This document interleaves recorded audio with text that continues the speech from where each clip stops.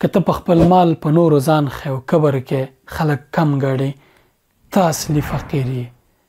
که ته په خپل علم باندې په نورو باندې د جاهلانو ګمان کې او د جاهلانو خطاب ورته کې اصلا ته عالم نه یې.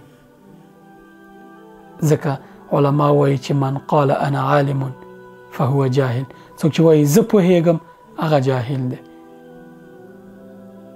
او کوم مقام چې ته لرې که په هغې باندې په نورو باندې ځان ښیې او خپله تعالی په خلکو منې ته ضعیف یې، ته پیاوړی نه یې، ته قوي نه یې. علم مالداري او د هر څه که ته متوازی نه کي، که ته مات نه کي، شکسته انسان در نه جوړ نه کي، پوه شه چې دا هر څه ستا په تاوان دي. اصلي تاوان کوونکی ته یې.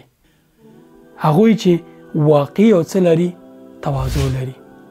رښتینی عالم عاجز وي، رښتینی مالداره شکسته وي، کبر نه کوي. الله پاک څه فرمایلی؟ ولا تسعر خدك للناس. خلکو نه مخ ماړوه، خلکو سره سپک چلن مه کوه، خلکو ته کم نظر مه کوه چې ټول درته خبرې کوي او تا ځان داسې نیولی چې خان صاحب ناست دی. څومره چې ته تواضع کوي همدومره دی الله پاک د خلکو منځ کې لوړوي. چې څومره متکبره کېږي الله پاک دې ټیټوي، مقام دې راښکته کوي او دې ته دې مجبوره کوي د خلکو په مخ کې هیڅ مخ ونه لري. سلام علیکم.